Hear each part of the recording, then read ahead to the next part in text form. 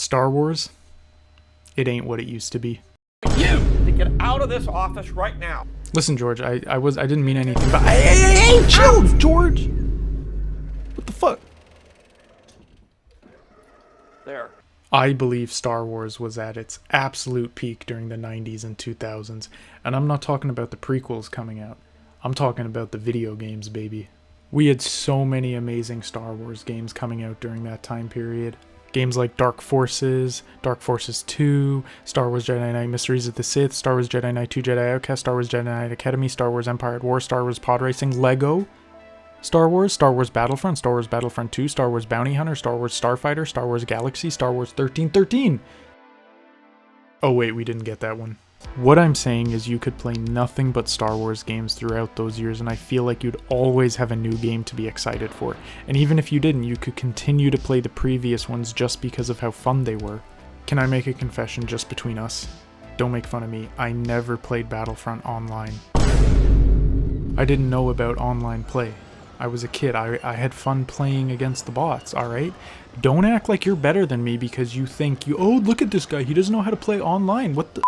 Anyway, you might have noticed when I was listing off those games, there's a few I might have missed. And that was on purpose. Because today I want to talk to you about my favorite Star Wars games that I played growing up and what it's like reliving my childhood on the Steam Deck. Are you crying? Oh, that's funny.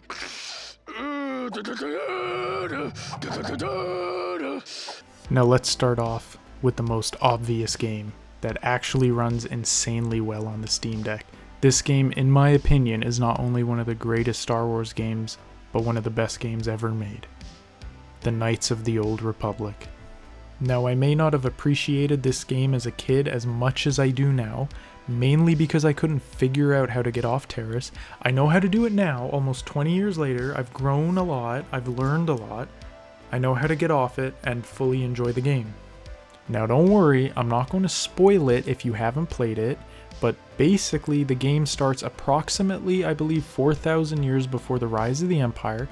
You wake up on a Republic cruiser not knowing who you are or what's going on. An absolute Chad saves your life, blah blah blah, you become a Jedi, blah blah blah, race to find the star maps. I don't want to say anything about the story because it ruins it, and people who've played it know what I'm talking about. But if multiple top games of all time lists and 23,000 positive reviews on Steam from a game that came out in 2003 doesn't say it's a must play, well then I don't know, I can't make you play it, but I recommend it.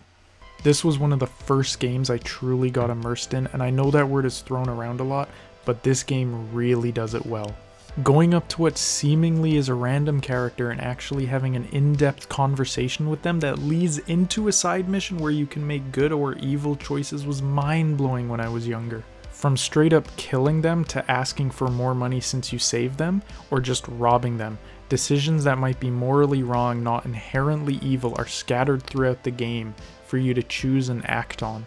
I assure you, Bastilla, using Force Persuade to get free stuff is essential to beating Malik. The combat system is a hot topic. It seems generally people either hate it or love it, and I'm happy to say I love it.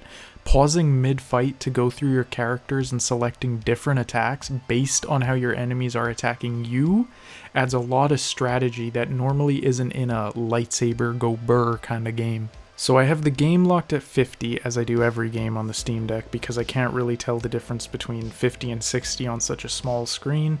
And locking it to 50 gives me a decent bump in battery life.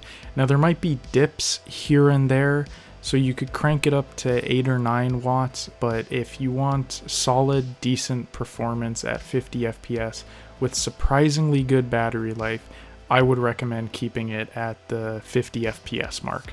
The only thing that doesn't work right off the bat is the controls, but once you download a community layout, it works perfectly.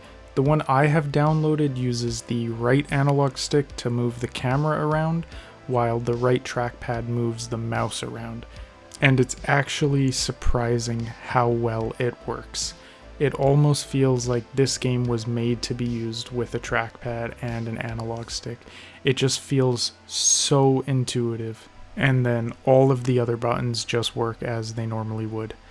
In the end, this is truly one of the best games I've ever played, and on the Steam Deck, it is chef's kiss. So you know the way in Star Wars the Dark Lords are supposed to be scary and intimidating? You wouldn't want to run into them or make eye contact, but in reality they're not like that at all. Some of them are even comical.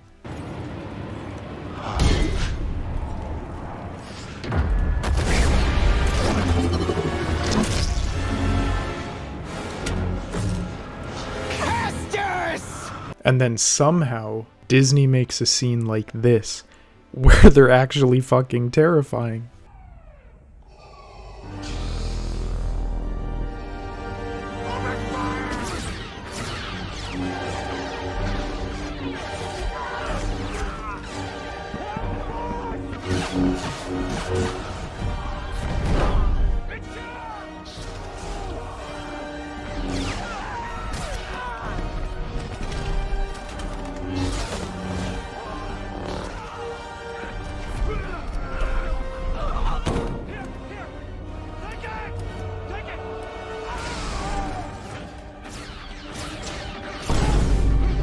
Well, that's what the next game does, except you're playing as the person people should fear.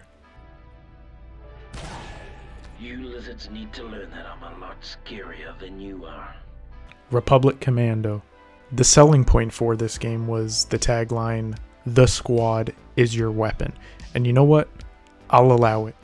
The AI is pretty damn good for a game that came out back in 2005. They'll take cover when needed, actually listen to the commands you give them.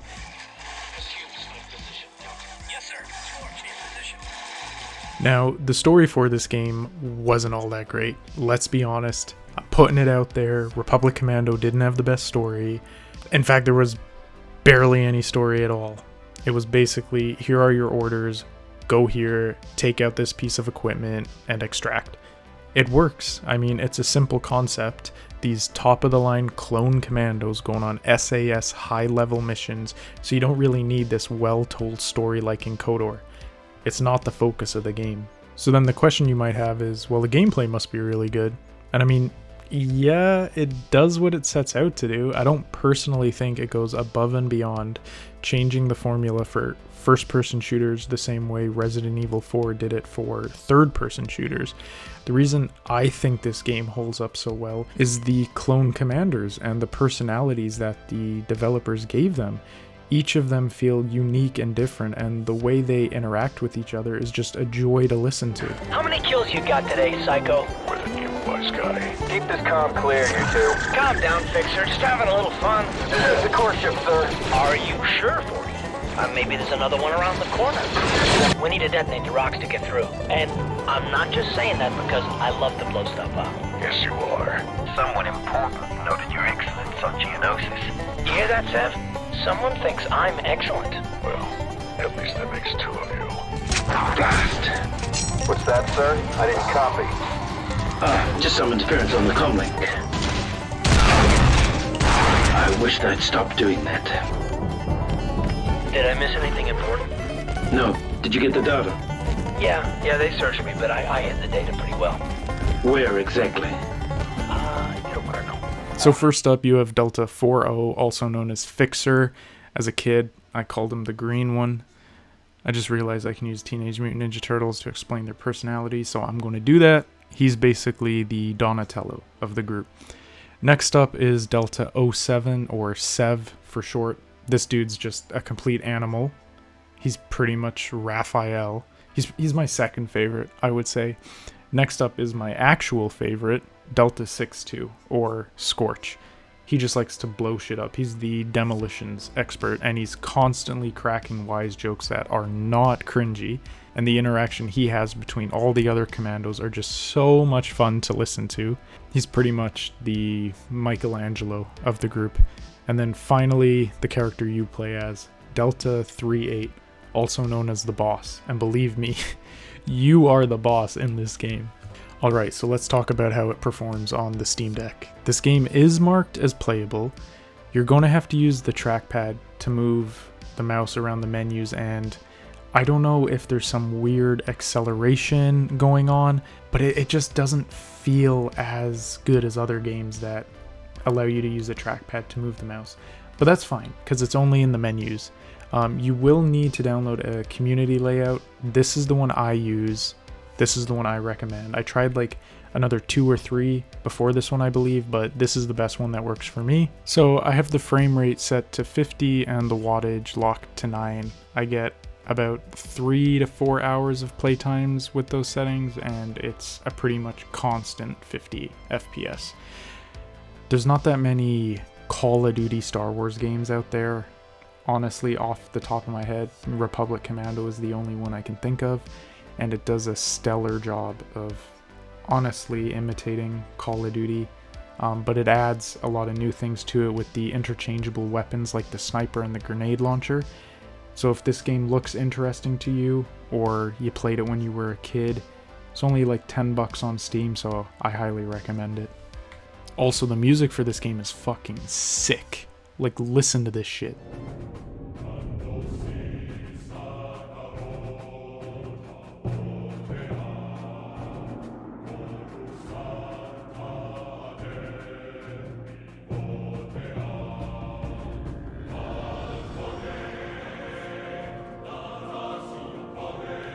And finally, the last game I'm going to talk about, I feel is an underrated gem. It still has a loyal fan base, but I don't think it's talked about as much as the other Star Wars games, and it really shows you how powerful the Force can be.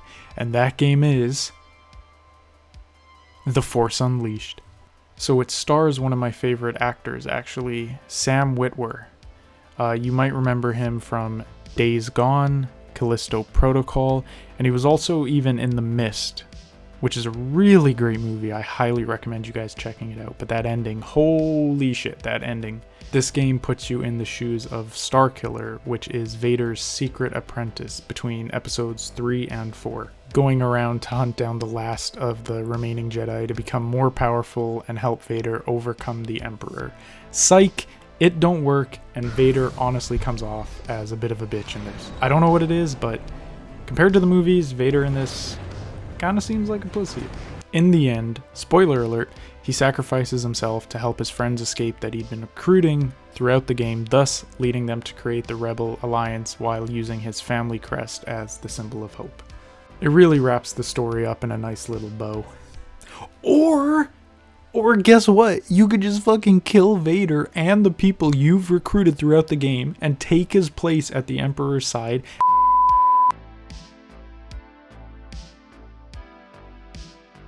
And go on 2 of the best DLC missions I've seen in a game. In those missions, you kill Boba Fett, you kill Obi-Wan, then you kill Obi-Wan again as a Force ghost, and then you go to Hoth and you recruit Luke to the dark side as an apprentice.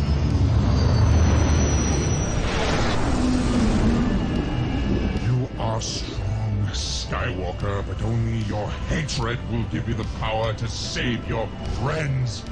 Give in to the dark side. But the good ending is canon anyway. But there's still really cool DLC missions that came with the Ultimate Sith Edition, and those 2 missions are a part of the regular Steam edition anyway, so you'll get them. So apart from being a literal god with the Force and a lightsaber, another thing that brings this game to life is the physics engine. It's the same one used in Grand Theft Auto 4, and it's probably the best physics we've ever gotten in a game. The Euphoria physics engine. Spinning around stormtroopers, making them grab onto their friends, or even the way when you're just holding them still with the Force, they'll aim with their blaster and try and shoot you, and then they'll do like a quadruple backflip, just enhances the feel of the game, leading this to be the ultimate power trip Star Wars game without a doubt. There was a second game, I got it for Christmas, and I didn't really like it. I remember I beat it in like one day, and was just like, okay, I guess that's it. So the game runs great at a wattage of 7. I get 50 FPS almost all the time with about 3 to 4 hours battery life on the default controller setup. You could bump it up to 8 or 9 watts and you'd probably get 0 dips in frames, but then you'd be sacrificing a little bit of battery for that. If you just want to play a game like God of War, but with lightsabers, this is the game to go for. And there we have it, 3 of my childhood games almost all running perfectly on a portable console. Each of these games are either $20 or cheaper on Steam, so if you don't already own them and thinking about picking them up, I would highly recommend it. If you want to wait a while till they go on sale, I've seen them go up to 50% off. So if you're not too eager to play them, maybe put them on your wish list and wait a little bit and then snag them for even cheaper. If you guys like this video or you like the Steam Deck, please consider subscribing. I'll be making more content like this, not exclusive to Star Wars, just other games in general. And I also want to do some videos on the emulation that the Steam Deck is capable of, some PS2 emulation, Xbox, all that kind of stuff. I'd also like to know down in the comments what kind of Star Wars games you guys played growing up, fond memories you have of it, you know, inviting your friends over, doing that couch co-op kind of stuff, or taking turns playing the game. When you die, pass it over to your friend, all that good stuff. So leave a comment down below letting me know, because I kind of want to reminisce with some other people as well. If you enjoyed the video, already said it, please consider subscribing, leaving a like, and I hope to see you guys in the future. Thanks for watching.